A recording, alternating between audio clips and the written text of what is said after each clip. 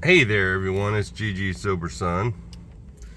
On May the 7th, you're going to get the uncaffeinated version of this reading today. 24 hours a day. It's very important to keep in a grateful frame of mind if we want to stay sober. We should be grateful that we're living in a day and age when alcoholics aren't treated as they often used to be treated before Alcoholics Anonymous was started. In the old days, every town had its town drunk, who was regarded with scorn and ridiculed by the rest of the townspeople. We have come into AA and found all the sympathy, understanding, and fellowship that we could ask for. There's no other group like AA in the world. Am I grateful? I can't imagine what it would have been like to be, popular television back in the day, like the Andy Griffith Show and Mayberry and all that. They had, who was the town drunk? God, I'm going to forget his name. Otis. Was it Otis?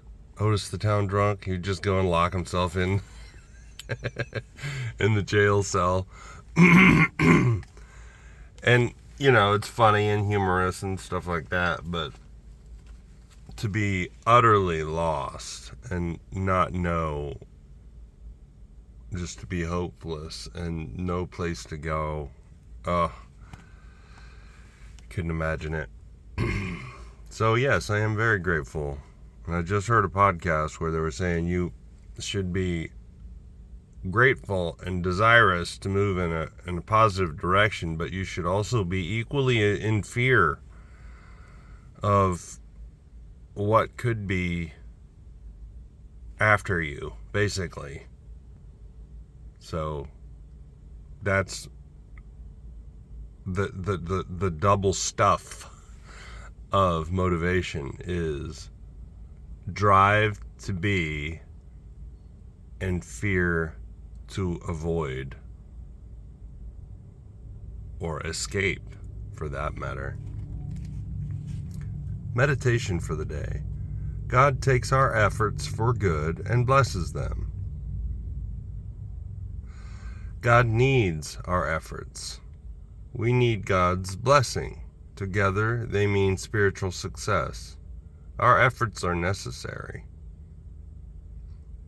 We cannot merely relax and drift with the tide. We must often direct our efforts against the tide of materialism around us. When difficulties come, our efforts are needed to surmount them.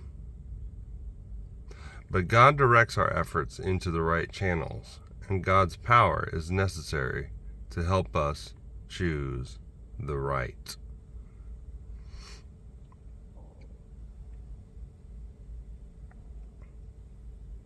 Yeah, I think it goes back to that notion of a moving car is easier to steer than one that's still. If we're moving forward in some direction, we're better off than if we're sitting here. In this podcast today, the guy used the word pondering quite frequently. It's better to move to move forward in some direction than it is to sit and ponder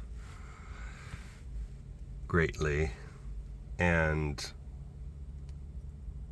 I love the reading on page 420 in the chapter in the big book, in the chapter on acceptance, where he talks about, I never just sit and wait for an answer from God.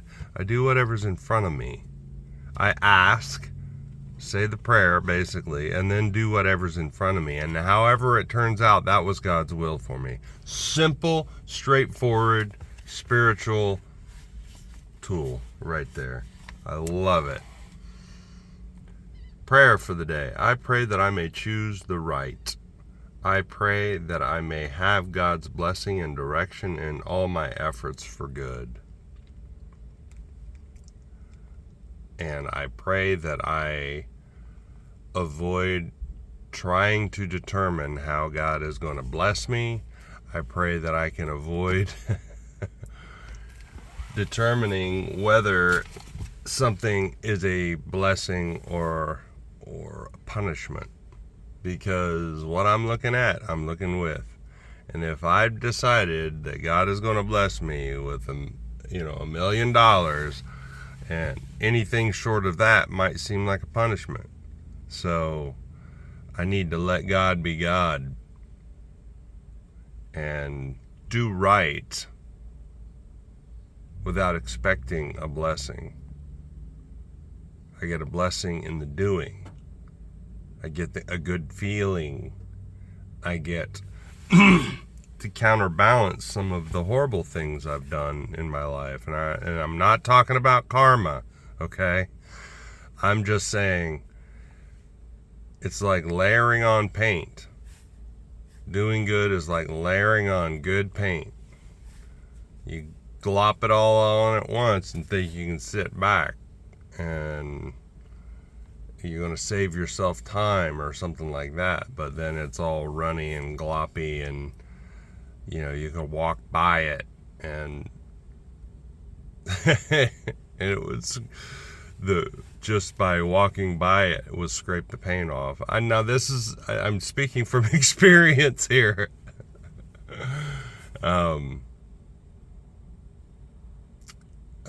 had some cabinets one time that in base housing when I lived at Langley Air Force Base, and they had just varnished them, and they were really shiny and wood color, and we really wanted to brighten up the kitchen.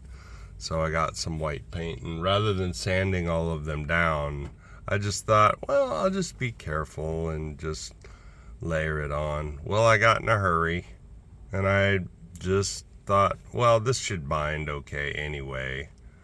And sure enough, if you walked past it, it scraped the paint off. Anywho,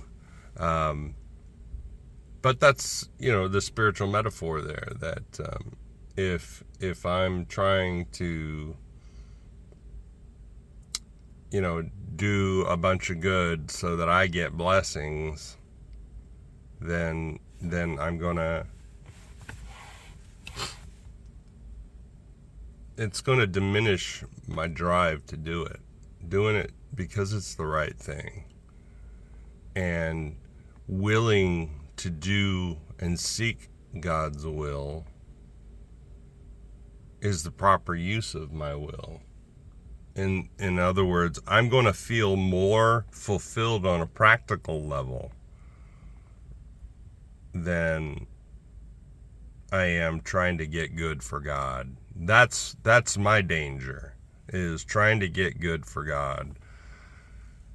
And then the good that I do, I see blessings, and then I feel more fulfilled, and I feel more holy, and I feel superior to other people, and that is a huge danger for me. Been there, done that.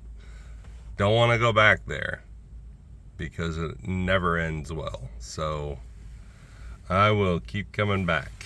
Love y'all. Look up, aim up, rise up.